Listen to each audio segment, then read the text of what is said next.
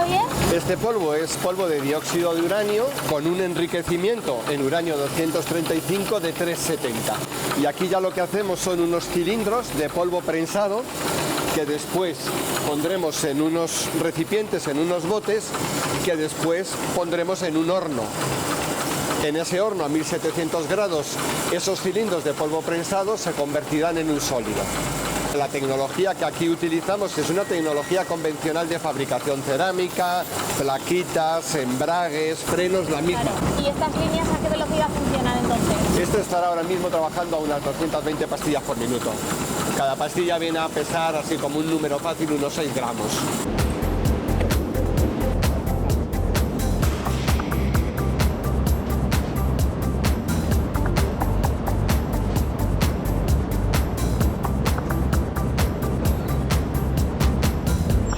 Javier, ¿y esto que acabamos de ver? Bueno, esta es la siguiente etapa del proceso y estas pastillitas de polvo prensado lo vamos a convertir en un sólido y eso lo hacemos en estos hornos. Son hornos que trabajan a 1750 grados y tienen hidrógeno dentro. Para poder meter los botes y que no entre oxígeno dentro, que destruiría el óxido de uranio, tenemos que generar ese sistema de apertura, en la cual generamos una barrera de llamas para evitar que ese oxígeno entre, el bote entra dentro y posteriormente lo apagamos. ¿Cuánto tiempo están las pastillas en el horno? Entre 4 y 5 horas dependiendo del producto. 16 horas todo el proceso. Con esta pastilla podemos proporcionar la energía suficiente para alimentar una casa totalmente electrificada durante un año.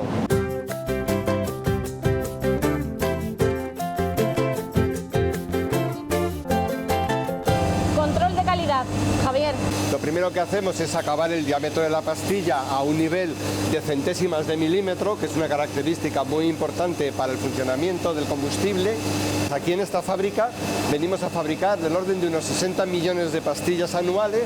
Todo lo que fabricamos es inspeccionado. El micrómetro láser mide el diámetro para asegurar que el diámetro es correcto y los robots de inspección que tenemos ahí lo que están viendo es que no existen defectos superficiales tales como picaduras o grietas. Y de esto sí quiero decir que Nusa es la única fábrica de Europa que tiene robotizado este proceso y además con tecnología nacional. Y explicando la función de estas varillas podemos intentar entender de una manera sencilla cómo funciona una central nuclear, ¿no? Sí. Nosotros evidentemente vamos a cargar ahora todas las pastillas dentro de la barra. ¿Qué es lo que logramos? En una central nuclear se va a producir la fisión del uranio, es decir, el uranio se va a ir rompiendo y va a generar pues una gran cantidad de energía térmica. Esa energía térmica la vamos a trasladar al tubo y del tubo al refrigerante. Transformamos agua y lo llevamos a fase vapor, el vapor mueve una turbina, la turbina mueve un alternador y de ahí generamos energía eléctrica que metemos en la red. O sea que la función de la varilla es conducir ese calor. Conducir ese calor que se genera internamente al refrigerante de la central. Que es el agua. Que es el agua.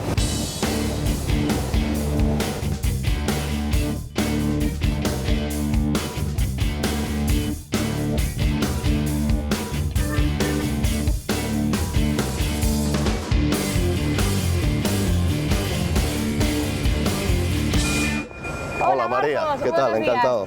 Vengo de la parte cerámica, esta es la parte que llamáis mecánica, ¿no? Aquí podéis ver unas plataformas donde se van posicionando estos contenedores de transporte que son los que van a ir a la central nuclear correspondiente. Pero antes de llegar a este punto, ¿qué más se hace en esta parte? Tiene un área principal que es la fabricación de lo que es la primera soldadura del tubo combustible, que es lo que habéis visto que entra dentro de la zona cerámica y donde se llena con sus respectivas pastillas. Y luego vuelve. Y luego vuelven. Luego tiene un área principal que es el core business de este negocio, que es la zona de control de calidad para verificar cómo está esa varilla con sus respectivas pastillas de uranio. Puede tener un orificio, una grieta, eso puede producir que se contamine lo que es el agua del propio reactor o el propio reactor en sí y que tengan que parar. Y cuando regresan las varillas de la zona cerámica con el combustible dentro y se han analizado, tenéis que formar bueno, pues estas estructuras tan particulares que tienen los elementos finales, Todas ¿no? estas varillas van montadas en una estructura especial. Esta es la estructura sin varillas. Esta es la estructura sin varillas. Está configurada con un cabezal superior, como veis aquí, y unas estructuras que llamamos rejillas. Estos tubos, esos que son ¿qué función 24, tienen? la función es dar estructura y que luego pase el flujo de agua a través de ellos. Entonces, la varilla, la que sea, como se llame, va a ir en la posición A1 de esta estructura. O sea, una disposición concreta. Exactamente. Marcos, ¿cuántos elementos necesitamos para abastecer a una central nuclear? Una central nuclear del tipo PWR lleva aproximadamente unos 200 elementos combustibles dentro del reactor nuclear. Cada una de las recargas que nosotros fabricamos aquí lo constituyen 64 elementos combustibles. Este elemento combustible, que llamamos fresco, cuando llega a la central nuclear se va a posicionar en la parte más externa del reactor. Entran esos 64 elementos combustibles y salen los que están en el propio centro del núcleo del reactor. Este elemento combustible va a estar un periodo de 4 años y medio dentro del reactor. ¿Vale? Claro. Son ciclos de 18 meses. En distintas posiciones. En distintas posiciones del reactor. Carolina, hemos visto en el interior de la planta las medidas que se toman para proteger a los trabajadores, pero también se vigila el entorno. Una instalación como esta nunca se puede poner en funcionamiento ni empezar a construir si no se tiene previamente un análisis de cuáles son las características radiológicas del emplazamiento. Es decir, para empezar a construir se tomaron una serie de muestras durante una serie de años para ver cómo era el entorno. Y una vez que la planta se puso en funcionamiento y estamos en funcionamiento, nosotros tenemos un programa de vigilancia radiológica ambiental operacional. ¿Qué significa esto? Que a lo largo de 10 kilómetros, en un entorno de 10 kilómetros de la planta, nosotros tomamos muestras de aire, de agua, de leche, de carne, de peces del río. ¿Para qué? Para comparar esas medidas con las que se tomaron previamente a construir la instalación. Lo que hemos visto es que no hemos impactado en el medio. Si este impacto en el entorno no existe, ¿por qué tiene tan mala prensa, vamos a decir, esta energía? Porque hay un gran desconocimiento.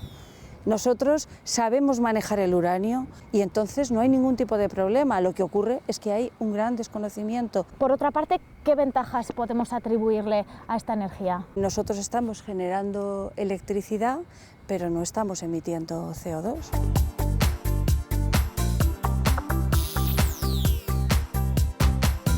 Crean series y películas de animación y videojuegos educativos, personajes que entretienen a los más pequeños, pero que también, y para tranquilidad de los padres, les ayudan a aprender. Son diseñadores gráficos, programadores, guionistas, todos grandes profesionales al servicio de los niños. Hoy hemos venido a conocerles a Salamanca. Hola Fernando. Hola, ¿qué tal? Buenos ¿Cómo días. estás? ¿Cómo acabáis haciendo animación en Salamanca? Pues nosotros éramos 4 amigos y trabajadores de una antigua empresa que tuvo que cerrar, y como nos gustaba tanto este mundo de la animación, los videojuegos, decidimos embarcarnos en este proyecto. ¿Qué tipo de productos hacéis vosotros aquí? Hacemos animación tanto para series de televisión como para películas, para el cine.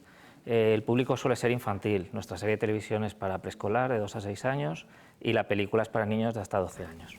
Porque también hacéis videojuegos educativos. Sí, dentro de lo que nos gustaba hacer, nos gustan mucho los videojuegos. Además, creemos que cada vez hay más sinergias entre el cine, la animación y los videojuegos. Entonces queríamos aprovechar todo ese conocimiento y siempre nos hemos enfocado mucho a la educación. Claro, hoy en día que nos preocupa tanto que los niños más pequeños estén siempre con la tablet, lo importante es el contenido, ¿no? Sí, eso es. De hecho, nosotros, y está demostrado, es que si los niños están pasándoselo bien y están aprendiendo, es mucho más útil que solo cuando están jugando. Entonces, ¿por qué no darles un contenido que realmente sea atractivo, sea divertido y a la vez les sirva a ellos para aprender? La animación es un mundo muy complejo. Hoy vamos a ver que estáis trabajando en un gran proyecto de una serie para televisión, Sí. para lo que necesitáis para empezar muchos profesionales diferentes, ¿no? Sí, la verdad es que es muy complicado estructurar un proyecto de este estilo. Nosotros tenemos más de 16 áreas distintas dentro de lo que es el proceso de hacer una serie de televisión, y son proyectos de presupuestos de entre 3 y 6 millones de euros.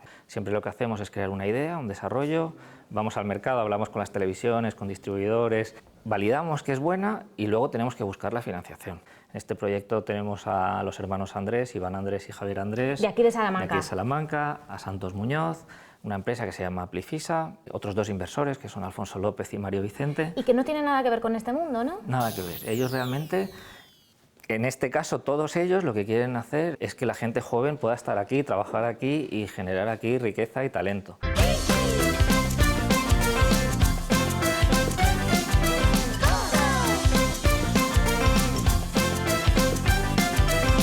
Javi, Momonsters es la serie en la que estáis trabajando ahora. Exactamente. ¿Quiénes son los Momonsters?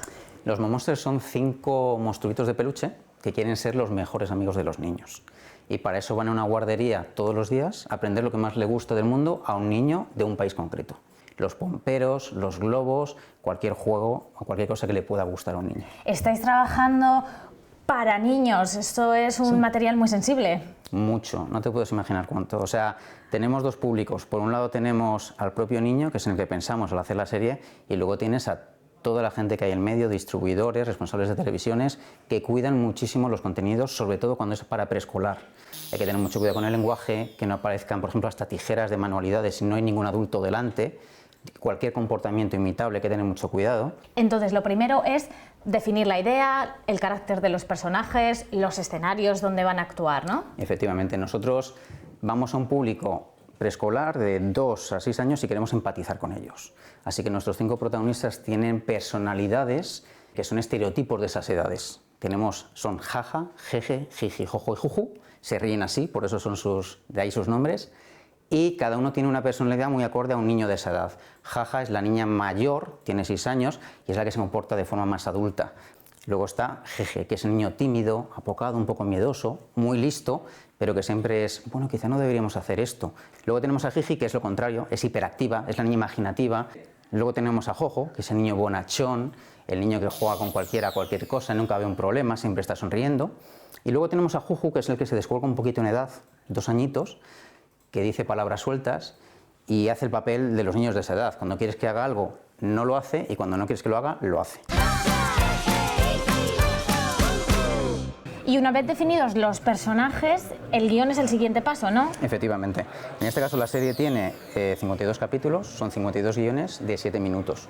Son formatos estándar que te piden las televisiones. En formato guión, cada página equivale a 1 minuto aproximadamente, así que te permite hacerte muy bien una idea de cuánto va a durar. Es un proyecto que os va a llevar muchos meses de trabajo. Efectivamente. Una serie de televisión estándar dura 2 años de producción. Al final los formatos, si tienes más minutos, tienes menos episodios, y si tienes menos episodios, tienes más minutos. Hoy vamos a aprender lo que más le gusta del mundo a Pablo, un niño que vive en Venezuela y tiene 4 añitos. A Pablo lo que más le gusta son las piscinas de bolas. Esto que acabamos de grabar son voces de referencia. Leemos el guión y le damos más o menos unos tiempos aproximados y una intención de acting, de actuación. Y lo utilizamos luego para, en el siguiente paso que os voy a explicar, el story, poderle dar los tiempos y ajustarlo un poco. Claro, pero son voces que luego graban, bueno, pues locutores profesionales, ¿no? Además, ingleses, porque la versión original es en inglés. ¿Cuál es el siguiente paso, Javi? Dibujar, diseñar los elementos del mundo. Que hay que crear un mundo de cero. Escenarios, personajes y cualquier tipo de objeto que aparezca en los capítulos. Una pelota, una portería, un puzzle, por ejemplo. O sea que todos los posibles escenarios y objetos y todos los posibles movimientos de cada uno de los personajes. Efectivamente, salen miles y miles de dibujos. Claro, porque hablando un poquito de los personajes y de su personalidad, pues si Jiji se ríe de una manera, siempre se tiene que reír así, ¿no? Exactamente, tienen que saber cómo se ríe Jiji, que se ríe de forma diferente a Jojo, y se lloran de forma diferente, andan de forma diferente, corren de forma diferente. Todo acorde a su personalidad, y hay que encontrar esa forma de correr, esa forma de llorar, esa forma de sonreír aquí en este proceso. Pero estos son dibujos en 2 dimensiones. Efectivamente, ahora tenemos que pasar todos estos elementos a 3D. Y esto hay que hacerlo con cada uno de los miles de dibujos que hemos dicho que hemos hecho en la fase anterior. Desde el personaje principal hasta la brina de hierba que ves en el suelo. Para llevar todos estos elementos 2D a 3D, hay 4 fases. El primero de todos es modelado. Como veis, es simplemente con un tono gris y definimos la geometría, lo que es la geometría de los elementos. Claro, y el tamaño, las dimensiones, volúmenes. Una vez que tenemos el modelado cerrado, aplicamos las texturas y los materiales. Una textura de tela, si queremos que se vea que este personaje está hecho de tela. se cambian los colores, se puede cambiar el color. Claro, esto es muy importante para dar credibilidad a los personajes y a los objetos y a los entornos, ¿no? Exactamente.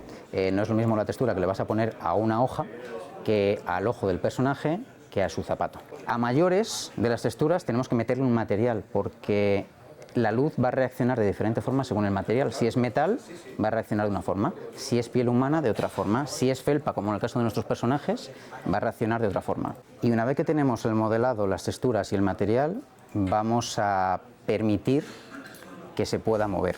Hay que prever todos los posibles movimientos que va a realizar el personaje. Efectivamente, por dónde tiene que doblar, por la rodilla, por el codo, hasta dónde se levantan las comisuras. ¿Puede ser este, Javi, uno de los procesos que más tiempo lleve en el proyecto? No es de los que lleva más tiempo, pero sí es probablemente uno de los más complejos. Si el rig está mal hecho, que es la base de trabajo para un animador, se dilata toda la serie, el animador va a tener muchos problemas y se puede retrasar la producción. I think the teacher said you have to move your waist in circles. Y una vez creados todos los elementos, hay que empezar a contar la historia. Efectivamente, una vez que tenemos todos los elementos, empezamos a dibujar todos los encuadres, los personajes, cómo actúan en cada uno de los planos, en cada historia. Tenemos en cada capítulo aproximadamente unos 60 planos y en cada plano aproximadamente unos 3-4 dibujos. Como cuando de pequeños nos explicaban el cine, ¿no? Que Sí. son como muchos dibujos, en este caso estáticos, Efectivamente. vistos a una cierta velocidad, El ¿no? arte Y de forma secuencial, continuada. cuando dibujamos en las esquinitas de los cuadernos y luego le dábamos rápido, eso es lo que pretendemos conseguir con el story, que es el siguiente paso. Tenemos que ahora, Javi, por explicarlo de una manera sencilla, unir todos estos elementos, ¿no? Que hemos estado viendo. Efectivamente. Nosotros aquí en Salamanca llegamos hasta esa traducción de la historia 3D y aquí vemos el seguimiento de todos los capítulos con el material que también mandan nuestros coproductores, que están en Tenerife y están en Barcelona. Van mandando la animación, que es cuando vemos realmente que los personajes cobran vida, cuando empiezan a actuar, y la parte de iluminación 3D, que es cuando vemos el look final de la serie, cuando vemos la parte de arte cómo queda finalmente. ¿Cuántos profesionales pueden intervenir en la creación de un proyecto, de un capítulo? Desde guionistas hasta los últimos pasos de postproducción, tanto en una serie como en una película de animación pueden rondar los 200. Y además de muy distintos campos Sí, también, muy ¿no? especializados y normalmente muy difíciles de conseguir. Desde el propio guionista hasta el diseñador de personajes, que puede ser un perfil más dibujante, el que hace el RIG, ese famoso sistema de esqueletos y músculos, que es un perfil completamente técnico. Claro. Es un programador prácticamente. Claro, actores. Directores de arte. Tenemos editores, como es en el caso de Patrick, animadores, iluminadores 3D y seguro que se me olvidan unos cuantos, pero son bastantes. Gosh, I think the teacher said you have to move your waist in circles. Fernando, el proyecto que hemos visto hoy es un proyecto internacional que acabará viéndose en muchos países. Sí, la idea cuando haces una serie de televisión es que con los presupuestos que manejamos tiene que viajar por todo el mundo, mínimo 100 países, idealmente 150 países. Entonces lo que tenemos que hacer es exportar, salir al exterior, vender y también, gracias a Dios, en ese sentido la Junta de Castilla y León nos ha apoyado desde la Consejería de Cultura. Y además estáis trabajando en lo que puede decirse que es una vuelta de tuerca más, que van a ser, bueno, pues los muñecos interactivos, podemos decir, ¿no? Sí, teníamos que buscar algo diferente. Si vamos a presentar lo mismo que ya hacen gente que lo lleva haciendo muchos años, era difícil abrir puertas. Entonces conocimos en una feria internacional en Holanda los Smart Toys. Son juguetes inteligentes que cuando detectan que hay cerca un dispositivo inteligente, o a la redundancia, como una Smart TV o una tablet o un iPhone, cobran vida, pasan a ser parte de la historia. Por ejemplo, un niño está viendo un capítulo con su peluche al lado, el protagonista se cae y el peluche le dice: ¡ay, abrázame que me he hecho daño! Entonces estamos llevando el mundo de la tele o de las tablets al mundo real. ¡Qué maravilla! Y todo desde aquí, desde Salamanca, porque hoy en día se puede hacer cualquier cosa desde cualquier lugar del mundo, ¿no? Eso es, todo pensado aquí, de original aquí y fabricado aquí.